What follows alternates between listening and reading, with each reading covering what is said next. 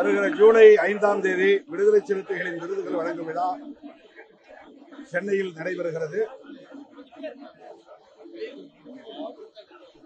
2026ஆம் ஆண்டுக்கான விருதுகள் ஏப்ரல் 14 நடைபெற்றிருக்க வேண்டும். இந்த விருதுகள் வழங்கும் விழா தேர்தலை ஒட்டி அது தள்ளி வைக்கப்பெற்று வருகிற ஜூலை 5ஆம் தேதி சென்னையில் நடைபெறுகிறது. எனது பேராசிரியர் டாக்டர் கே சொக்கலிங்கம் அவர்களுக்கு இந்த ஆண்டுக்கான அம்பேத்கர் சுடர் விருதினை வழங்க தீர்மானித்திருக்கிறோம். அந்த அறிவிப்பை செய்திருக்கிறோம். ஆகஸ்ட் 17 விடுதலை சிறுத்தைகள் கட்சியின் சார்பில் தமிழ் தேசிய எழுச்சி மாநாடு நடைபெற உள்ளது. மே 17ஆம் தேதி நடைபெறுவதாக அறிவிக்கப்பட்ட இந்த மாநாடு தேர்தல் முடிவுகளில் நிகழ்ந்த அரசியல் நெருக்கடிகளின் காரணமாக தள்ளி வைக்கப்பட்டு வருகிற ஆகஸ்ட் 17 அன்று இந்த மாநாடு நடைபெற உள்ளது.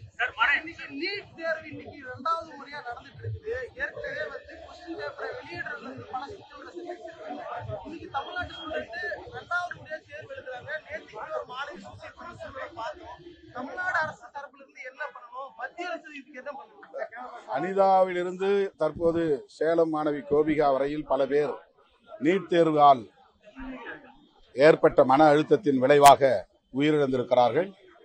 இது மிகுந்த கவலை அளிக்கக்கூடிய ஒன்று. தமிழ்நாடு அரசு இது குறித்து தீவிரமாக கலந்தாய்வு செய்ய வேண்டும். இந்திய ஒன்றிய அரசு இதற்கு இணங்கவில்லை. ஆகவே சட்டப்பூர்வமாக இதை அணுகுவதற்கு என்னென்ன வாய்ப்புகள் இருக்கின்றன என்பதை சட்ட வல்லுநர்களோடும் அரசியல் வல்லுநர்களோடும் கலந்து பேசி உரிய நடவடிக்கைகளை மேற்கொள்ள வேண்டும் என்று தமிழக அரசுக்கு விடுதலை சிறுத்தைகள் கட்சி வேண்டுகோள் விடுக்கிறது.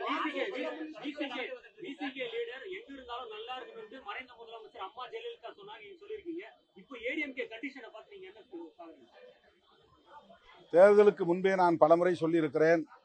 2026 தேர்தலுக்கு பின்னர் அதிமுக நிலை மிகவும் கவலைக்குரியதாக மாறும். ஆகவே அதிமுகவை காப்பாற்ற வேண்டிய பொறுப்பு அதனுடைய பொதுச் செயலாளர் அண்ணன் எடப்பாடி பழனிசாமி அவர்களுக்கு இருக்கிறது என்பதை திராவிட அரசியலின் மீது நம்பிக்கை உள்ளவன் என்கிற அடிப்படையில் சுட்டிக்காட்டியிருக்கிறேன். ஆனால் அன்றைக்கு அது பரிகசிக்கப்பட்டது. எனக்கு எதிரான விமர்சனங்களை கூட அதிமுகவினர் செய்தார்கள். ஆனால் இன்றைக்கு அது கவலை அளிப்பதாக மாறியிருக்கிறது. அதிமுகவினுடைய முன்னணி தலைவர்கள் இது குறித்து தீவிரமாக சிந்திக்க வேண்டும் என்பது என்னுடைய வேண்டுகோள்.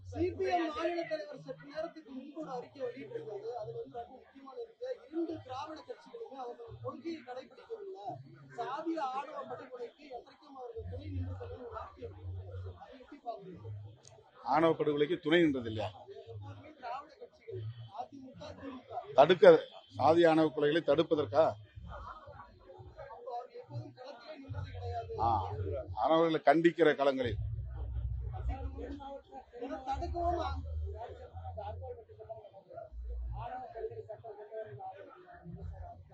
அது சாதிய கொடுமைகளாக இருந்தாலும் பெண்களுக்கு எதிரான வன்கொடுமைகளாக இருந்தாலும் காலங்காலமாக சமூகத்தில் நிலவி வருகிற ஒரு பிரச்சனை. கடந்த காலங்களில் வழக்குகளாக இவை பதிவாகுவதில்லை. அங்கொன்றும் இங்கொன்றுமாகத்தான் வழக்குகள் பதிவாயின. வன்கொடுமை தடுப்பு சட்டம் வந்த பிறகு ஓரளவுக்கு சட்டத்தை நடைமுறைப்படுத்தும் முயற்சியில் அதிகாரிகள் ஈடுபட்டு வழக்குகள் பதிவாயின. இப்போது சமூக ஊடகங்கள் வலுப்பெற்றிருக்கிற நிலையில் அது பரவலாக மக்களிடையே போய் சேருகிற சூழலில் தவிர்க்க முடியாத நிலையில் வழக்குகளை பதிவு செய்கிறார்கள். ஆனால் போதிய நடவடிக்கைகளை அவர்களால் எடுப்பதில்லை. இப்போது புதிய அரசு மலர்ந்திருக்கிறது. புதிய முதலமைச்சர் பொறுப்பேற்றிருக்கிறார். இது போன்ற சிக்கல்களை தீர்க்க வேண்டும் என்பதில் அவருக்கு ஒரு பொறுப்புணர்வு இருப்பதை உணர முடிகிறது. பெண்களுக்கு சிறுமிகளுக்கு எதிரான வன்கொடுமைகளை முன்னெச்சரிக்கையாக தடுக்க வேண்டும் என்பதற்காகவே சிங்கப்பெண் அதிரடிப்படை என்கிற ஒரு புதிய காவல் அணியையே அவர் உருவாக்க முன்வந்திருப்பது அவருடைய பொறுப்புணர்வுக்கு ஒரு அடையாளமாக இருக்கிறது. அதேபோல இந்த ஆணவ கொலைகளை தடுப்பதற்கும் முதலமைச்சர் உரிய கவனம் செலுத்துவார், உரிய நடவடிக்கை எடுப்பார் என்று நான் நம்புகிறேன். தேவையான நேரத்தில் உரிய நேரத்தில் நாங்களும் தோழமை உணர்வோடு அதை சுட்டிக்காட்டுவோம்.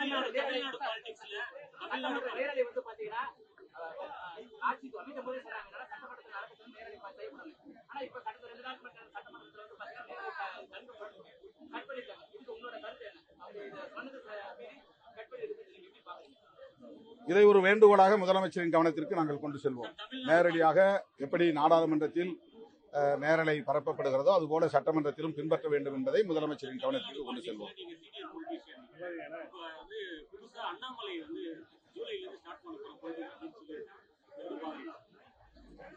அண்ணாமலை RSS பின்னணியில் இருந்து வளர்ந்தவர் என்ற ஒரு அடையாளம் அவருக்கு இருக்கிறது. பாஜகவின் தலைவராக பொறுப்பு வகித்தவர். அந்த பதவியிலிருந்து எப்போதே அவரை மாற்றிவிட்டார்கள், அவர் வெளியேறிவிட்டார். ஆனால் பாஜகவிலிருந்து வெளியேறுவதற்கு அவர் ஏன் அனுமதி கோரியிருந்தார் என்று தெரியவில்லை. பாஜக தலைவர்களின் ஒப்புதலோடு கட்சியிலிருந்து விலகுவதாக அறிவித்திருக்கிறார். இது அரசியலில் முற்றிலும் புதிய ஒரு அணுகுமுறை. அப்படி ஒரு அவசியமே இல்லை. ஆகவே பாஜக தலைவர்களின் வாழ்த்துக்களோடு இசைவோடு அவர் புதிய கட்சியை தொடங்குகிறார் என்றால் பாஜகவினரின் செயல் திட்டங்களோடு தான் அவர் வருகிறார் களத்திற்கு, இன்னொரு முகமூடியோடு வருகிறார் என்றுதான் ஐயப்பட நேருகிறது. பொறுத்திருந்து பார்ப்போம். அதே அரசியலை, அதாவது பாஜகவின் அரசியலை வேறு வடிவத்தில் அவர் கொண்டு வந்தாலும் தமிழ்நாட்டு மக்கள் மிக எளிதாக அடையாளம் கண்டு கொள்வார்கள். அதை ஒருபோதும் அனுமதிக்க மாட்டார்கள்.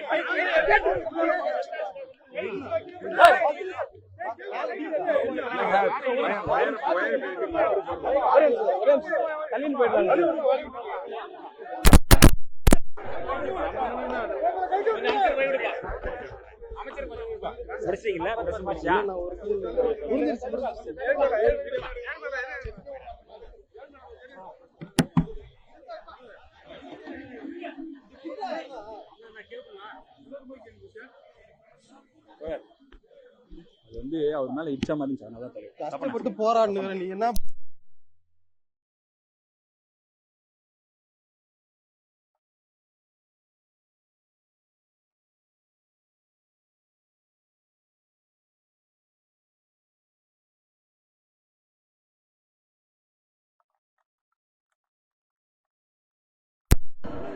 பின்னாடி